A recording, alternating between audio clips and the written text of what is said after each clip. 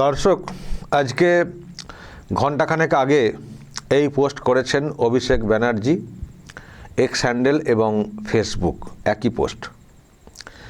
যেটা বলতে চেয়েছেন সেটা হচ্ছে যে গত কয়েক সপ্তাহ ধরে এসটিএফ এবং সিআইডি নিয়মের বাইরে গিয়ে সামন করছে বা তুলছে, গ্রেপ্তার করছে প্রায় 25 জন ওনার সঙ্গে যুক্ত বা ওনার ঘনিষ্ঠ, তাদের বিরুদ্ধে এই রকম ব্যবস্থা নেওয়া হয়েছে।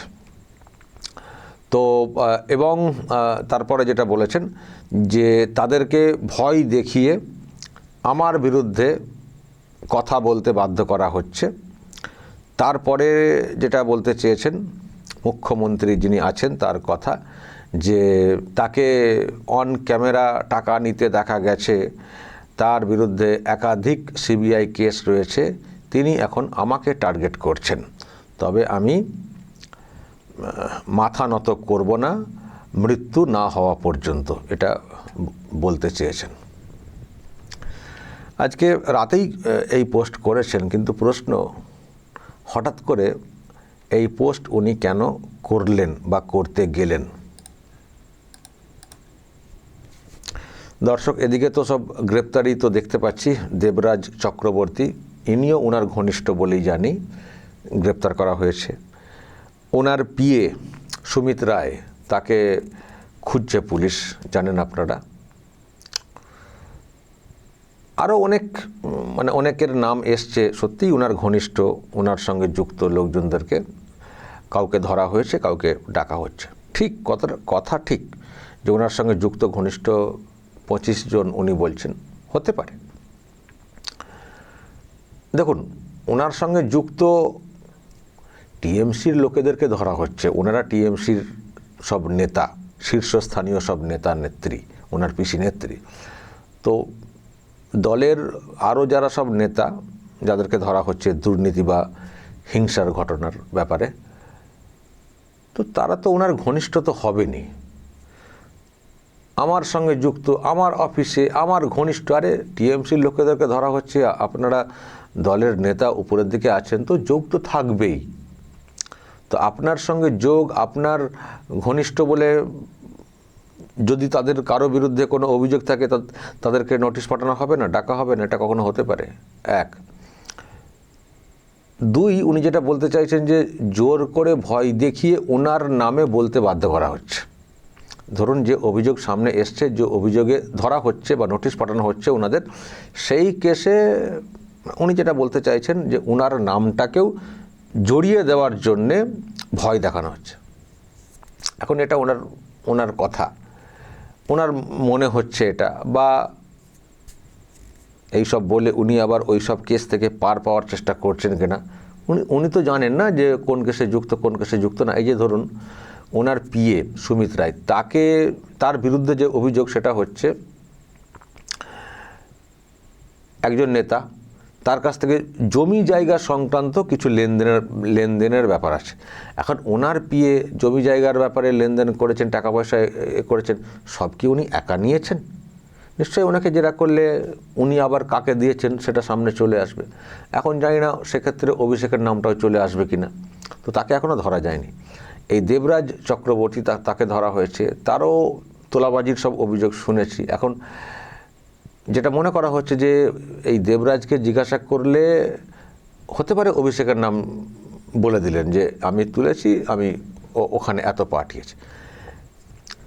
আবার ইতিমধ্যেই আরও অনেকে আছেন যাদেরকে জেরা করা হয়েছে, শুনছি তারা সত্যি অনেকে অভিষেকের নামও বলছেন। এখন এগুলো তারা বলছেন, জেরার মুখে বলছেন, বলে ফেলছেন, যারা জেরা করছেন তারাও তো সব বিভিন্ন অ্যাঙ্গেল থেকে ক্রস করছেন না।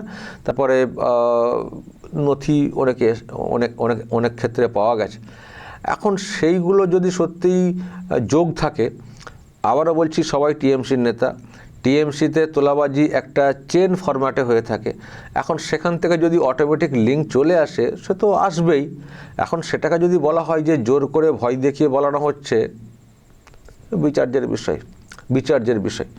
তবে দর্শক, যা দেখতে পাচ্ছি, উনি এতটা রাতে যখন এই পোস্ট করেছেন, এটুকু বুঝছি ওনার মধ্যে কোথাও একটা উৎকণ্ঠা কাজ করতে শুরু করেছে। উনি একটা সময় খুব গলাবাজি করতেন, সবাইকে চমকাতেন। এখন উনি বলছেন যে মানে ওনার ঘনিষ্ঠদেরকে চমকে ওনার নামটা বলতে বাধ্য করা হচ্ছে, কিন্তু একটা সময় তো উনিই চমকাতেন সবাইকে। তো এখন এই রাতেতে এটা বলছেন মানে ওনার মধ্যে কোথাও একটা অন্য ভাবনা কাজ করছে, বা একটা চরম টেনশনে উনি আছেন, চরম একটা টেনশনে উনি আছেন যে নিজেকে আর কন্ট্রোল করতে পারছেন না, মানে বলে ফেলছেন সোশ্যাল মিডিয়াতে। আবার এটাও হতে পারে সোশ্যাল মিডিয়াতে বলে বাজার একটু গরম করে রাখছেন, পরে যখন নাম আসবে তখন বলতে সুবিধা হবে। আমি বলেছিলাম না অমুক দিনে পোস্ট করে আমার ঘনিষ্ঠ, আমার অফিসে যুক্ত লোকজনদেরকে নোটিশ পাঠানো হচ্ছে, ধরা হচ্ছে, দেখছেন তো আমার নামটা এসেছে। এটা একটা রাস্তা বের করে রাখা, এটাও হতে পারে। কিন্তু উনি এইসব বললেও এটা ঠিক, যাদেরকে ধরা হচ্ছে এবং তাদের যা সব পরিচয় পাচ্ছে, তাতে করে ওনার নাম আসাটা কিন্তু খুবই নর্মাল ব্যাপার। আর উনি যা কাজ করেছেন এবং যাদেরকে দিয়ে সব করিয়েছেন, আচ্ছা উনি কোন কাজটা ভালো করেছেন বলুন তো? একটু খতিয়ে দেখতে গেলেই দেখবেন ভুলভাল। এই যে সেবাশ্রয়, বিরাট মেডিকেল একটা সাপোর্ট এরা বললেন, ডায়মন্ড হারবার মডেল। এখন কি শুনছি মডেলে, যে ডাক্তার যে রোগের জন্য না তাকে দিয়ে চিকিৎসা করানো হয়েছে। তারপরে এই যে বিভিন্ন টেস্টের যে মানে মেশিন, সেখানেও সব উল্টোপাল্টা কেস।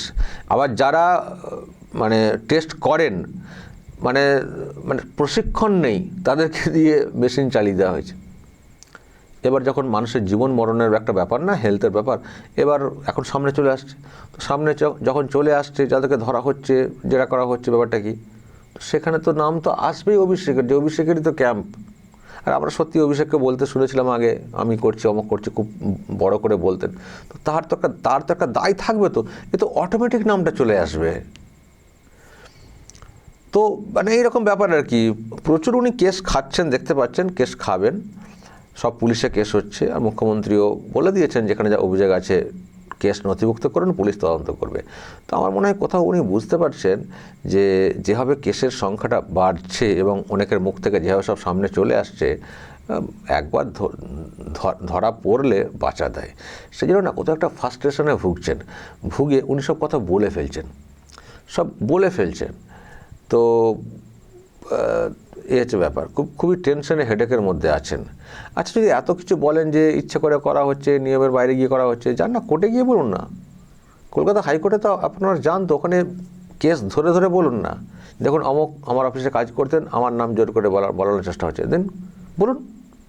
তো সোশ্যাল মিডিয়াতে বলে কী হবে? কলকাতা হাইকোর্টে গিয়ে বলুন, আপনারা যান তো সেখানে, তাহলে তো বুঝবো যে বক্তব্য রেখেছেন তার কোথাও একটা ভ্যালিডিটি আছে। ভ্যালিডিটি থাকে না, থাপ্পড়কে চলে আসেন, তাও দেখতে পাবো এই কেসে কতটা মেরিট আছে, কলকাতা হাইকোর্ট কী বলছে। সেটা না করে সোশ্যাল মিডিয়া গরম করছেন। আর দুই, মুখ্যমন্ত্রীর সম্পর্কে আপনি এসব কথা বলছেন, তো ক্যামেরায় দেখা গেছে টাকা নিতে। ক্যামেরায় টাকা নিতে দেখা যায়নি, এটা কাগজ দেখা গেছে, কাগজে মোড়া। এখন ওটাকে আপনি টাকা বলছেন, আপনি ভালো বুঝবেন, কারণ এই নারদ যে কেসটাতে, সেটাতে শুনছি যে আপনিই তো করিয়েছেন। যারা আপনার পথের কাঁটা হতে পারেন তাদেরকে কীভাবে জব্দ করতে হয়, তারা একটা পরিকল্পনা করে এরকম একটা ভিডিও করিয়েছেন, এটাই তো বলা হচ্ছে। বলে আপনি জানবেন কাকে কত টাকা দেওয়ার কথা হয়েছিল।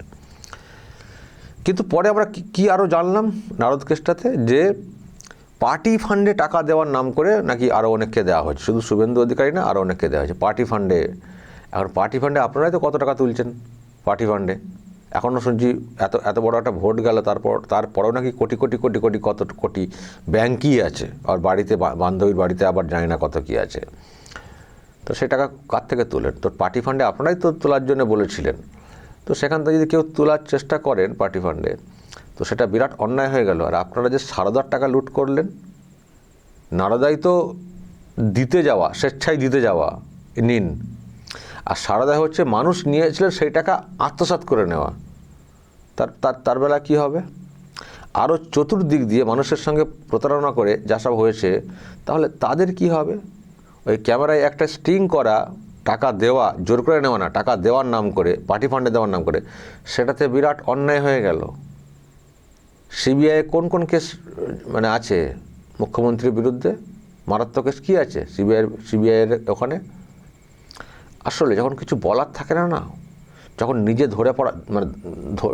ধরা পড়ে যাওয়ার একটা সম্ভাবনা তৈরি হয় না, তখন অন্যদেরকে দাগিয়ে দেওয়ার একটা ইচ্ছে হয়, যাতে বরাবর লাগে তুমিও যে আমিও তা, এই